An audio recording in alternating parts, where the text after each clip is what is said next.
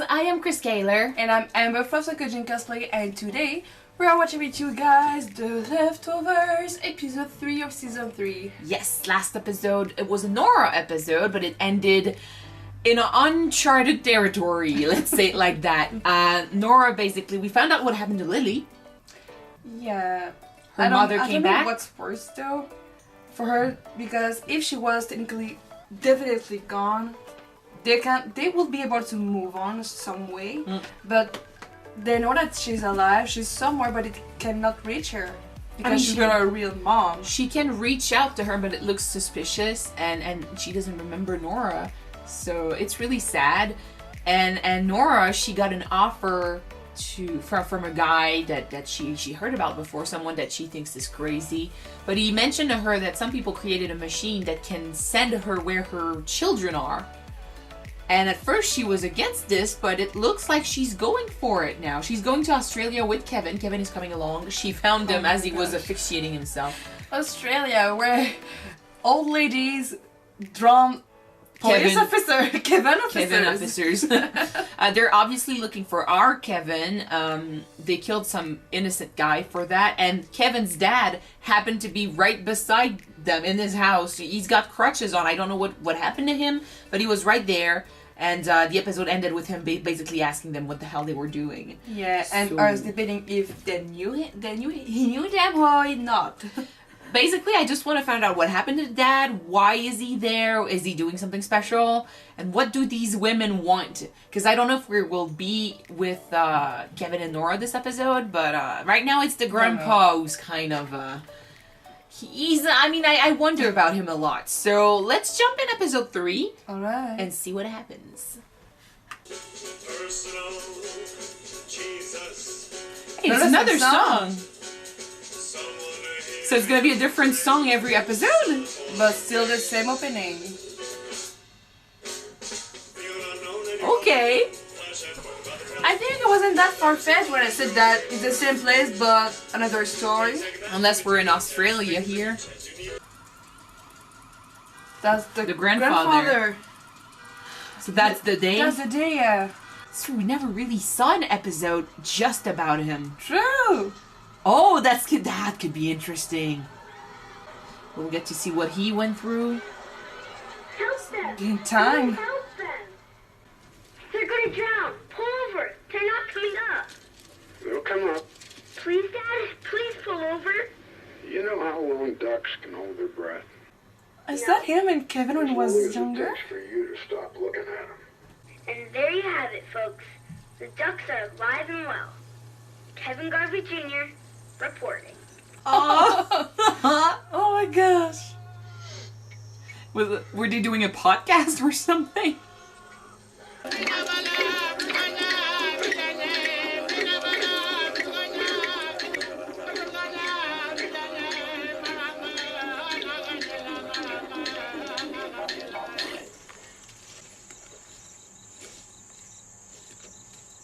Fuck the law! Oh. I wonder how much he knew. Like, it's almost like he was looking for them because he knew he was going to need them eventually. Maybe.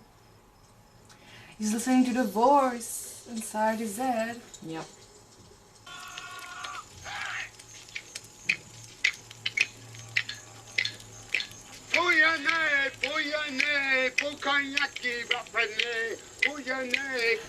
I know he's doing this for a deeper meaning, but for any outsiders, that's... Especially since he's alone. What are you doing? Preventing the apocalypse. What are you doing? He's just This mascot, what else it could be? He's been, I mean, people treated him like he was crazy for years. He's used to this.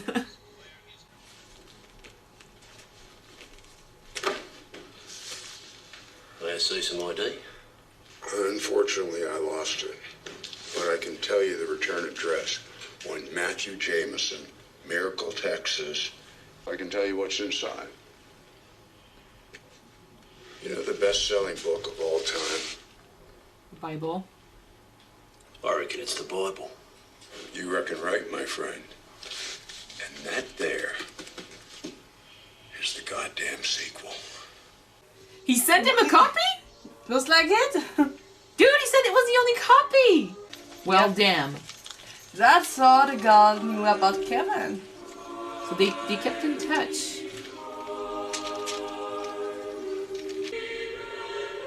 He's gonna spread the news about Kevin everywhere, you think? I don't know what he's trying to do. What he's working for, towards, I don't know.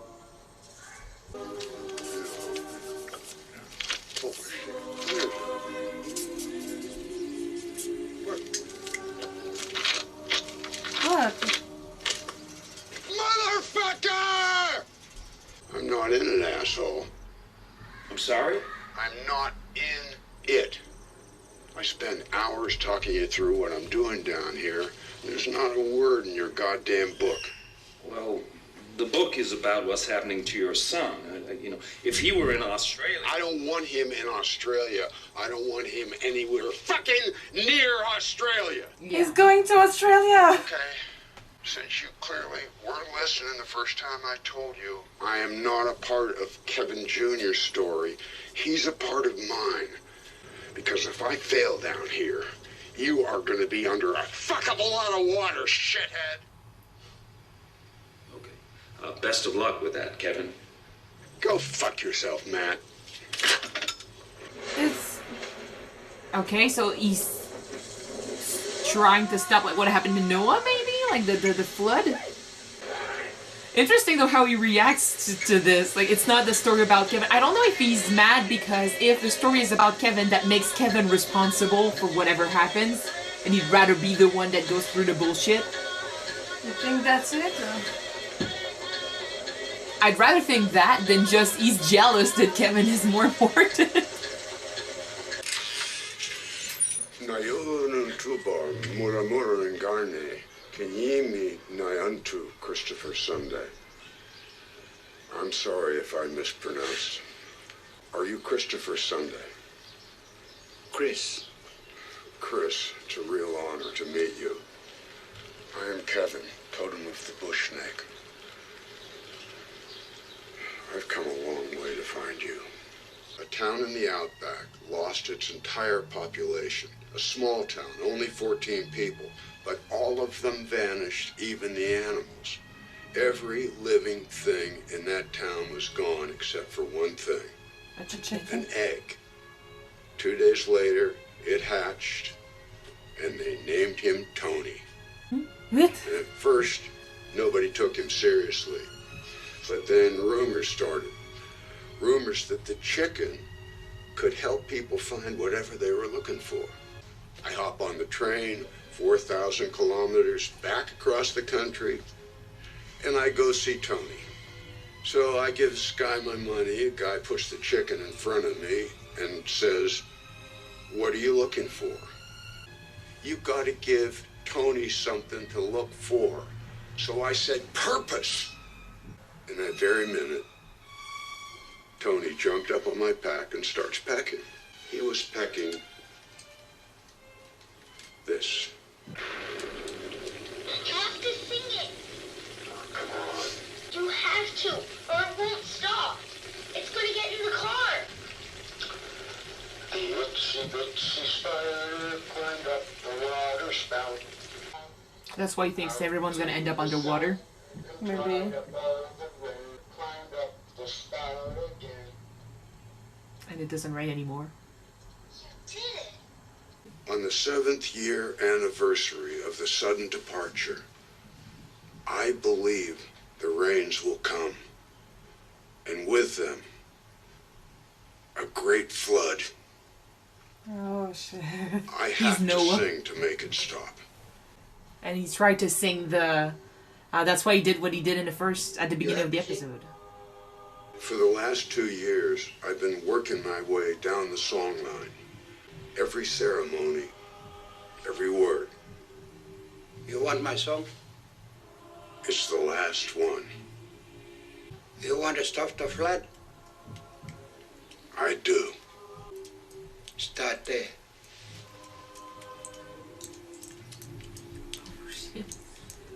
You got a deal. You wanna learn, my son? Help me out, man. Can you fix it then? You got a pipe wrench or some duct tape? Of course they would show up there. Like, they know he was looking for the guy. Shit! Don't believe a word that woman says about me. Remember, we've got a deal. Oh, that's why it was And limping. crutches. And he fell on the guy. You're kidding? I rolled the other way. You saw me, right? I tried to miss you. Chris, can you hear me? Settle down. Oh my god, he's too insistent. I am acting in You're just your like best Matt, interest. too You are persistent. looking at an initiated young Jaro. Show a little respect for your fucking elder. He's gonna throw him out. I'm sorry, I lost it. Gonna leave me here? Ah! Oh. You're not supposed to do that. Dude.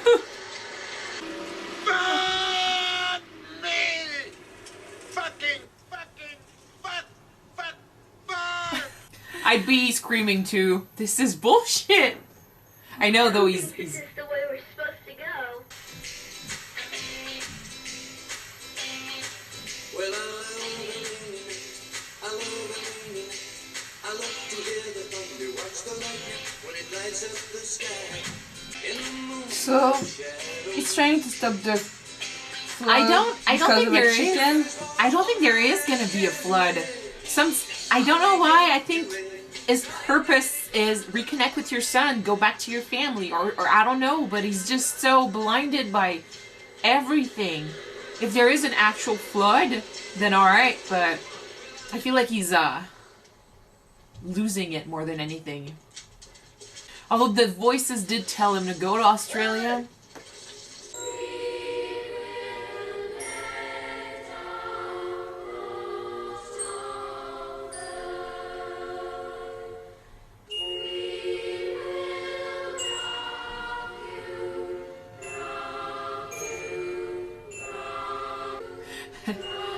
I pity him so much right now. I kind of just want something to happen to make him feel better.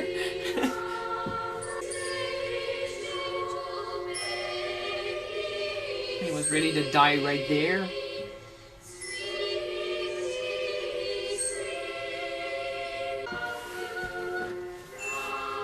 Oh, horse lady! He got so lucky, he was about to die.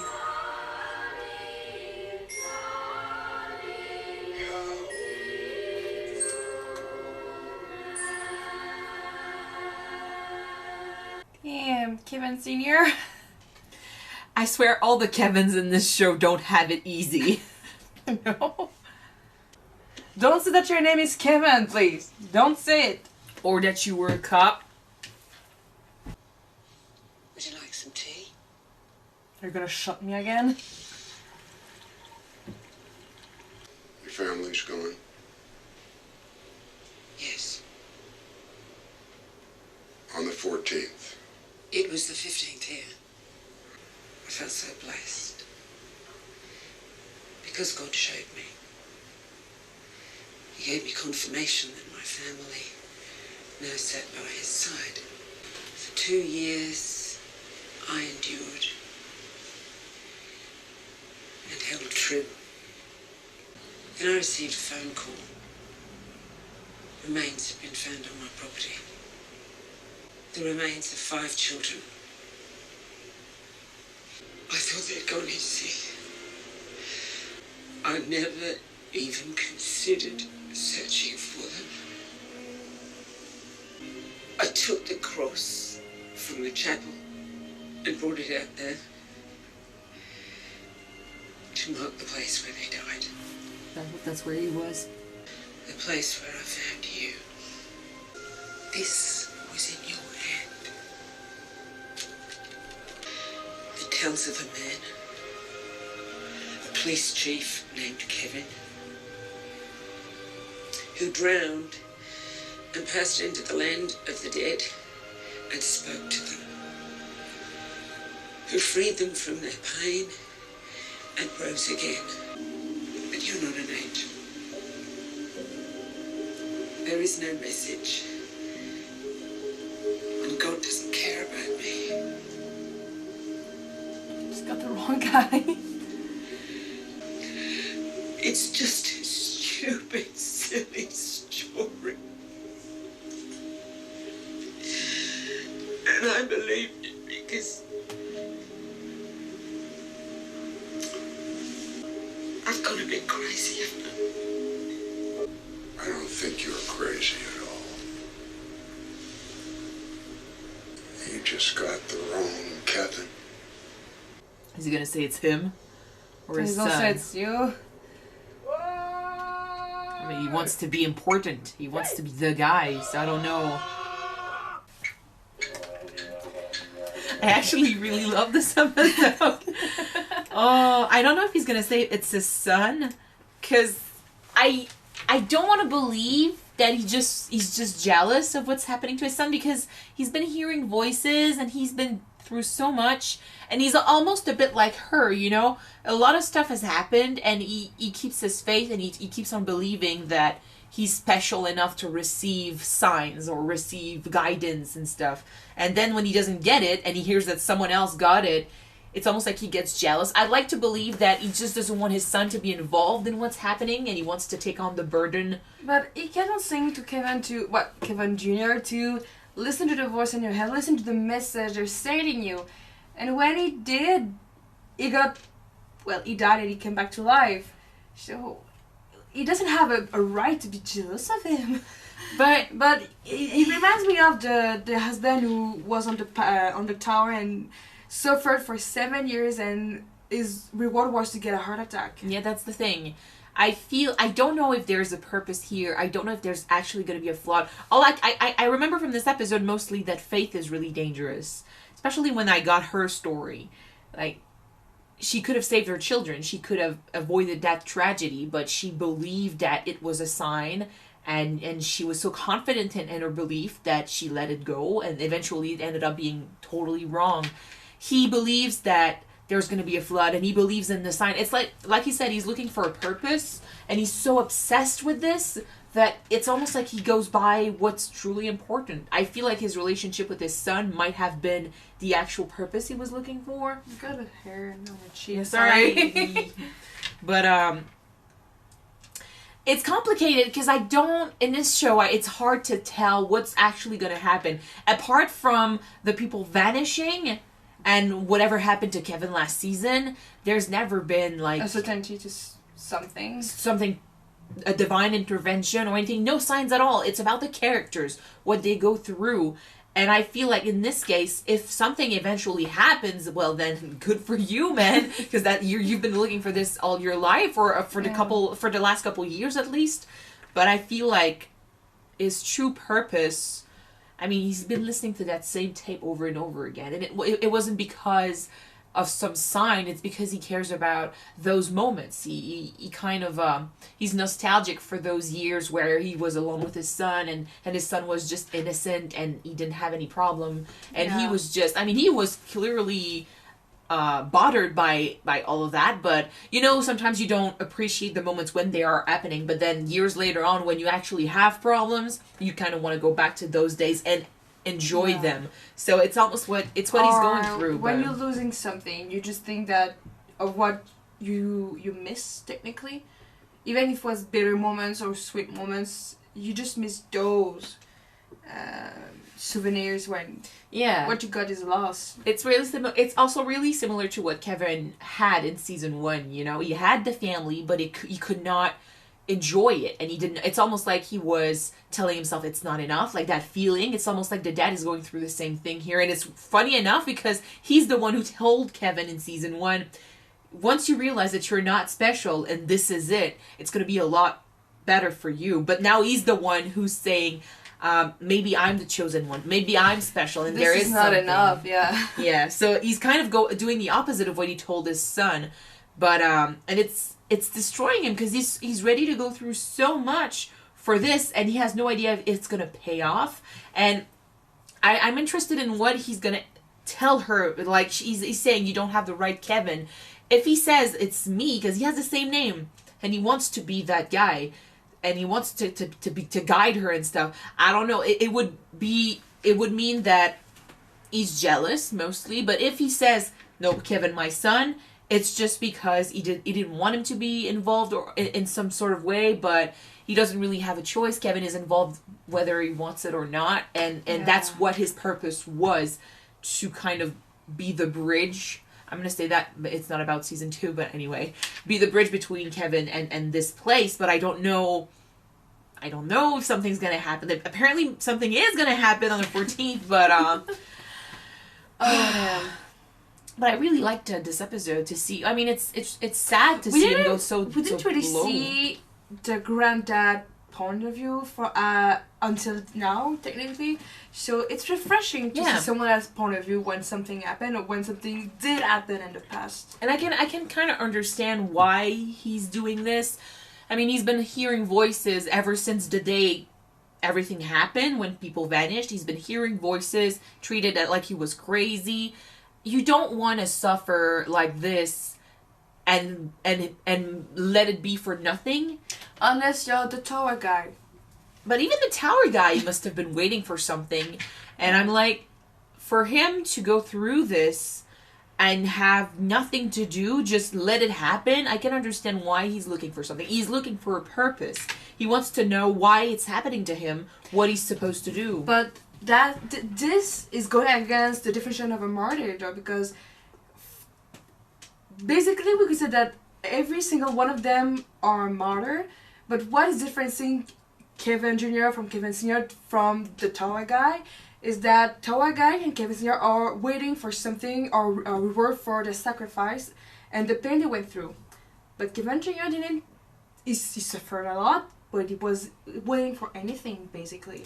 Stuff just happened to him. Yeah, and he went through it, and he suffered it all, but he wasn't asking for reward or for something and compensation.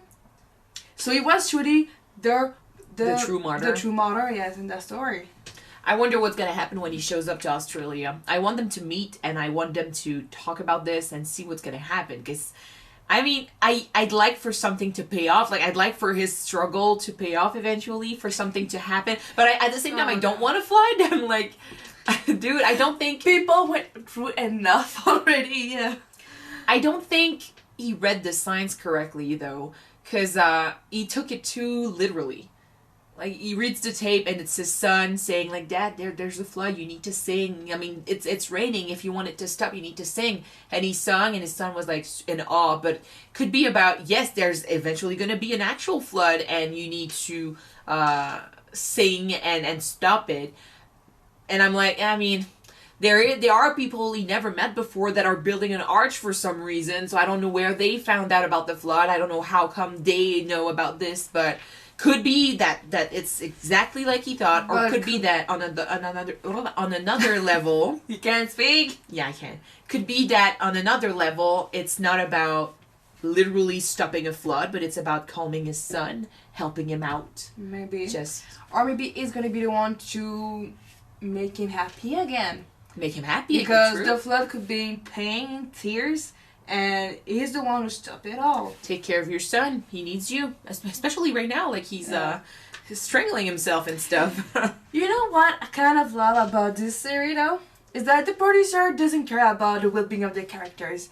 They're gonna put them through shit, into hardcore stuff, and it's fine. Like, in the first season, they need to deal with loss, with grief, and now they need to deal with deception because their beliefs are wrong. Well, I think, you know, in episode 1 I said that this season felt to me like it was about being deluded. Yeah. Truly believing that there's a further purpose, a bigger purpose, that something's gonna happen, or that you're meant for something, but you're really not. It's not about that. Like, Matt is deluded with his beliefs that Miracle is some sort of a miracle town, or Nora being deluded that I mean, she's okay, and then she just gotta keep on going through the pain and don't not face her problems. Kevin being deluded that everything can be okay and no one is going to ever bring problems to his town ever again. Yeah, but if you're talking about belief, not that Evie is gonna come back again because she did it before. That's delusional.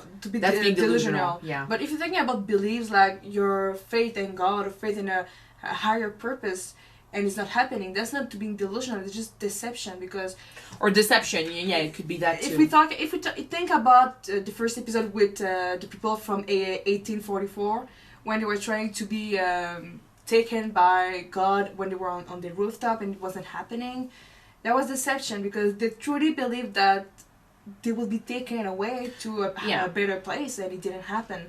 That woman, she truly believed that her family was taken away to a better place, and she was content with that idea, but it didn't happen, and she lost her families. Could be that it's also about the contrary of what I'm talking about here. You're talking deception. Maybe the whole point of this season is to keep on believing and keep on having faith that something is going, despite the deception, despite nothing actually happening, despite you not being the main character, despite you having to suffer for this and not, reaping the rewards and stuff right away.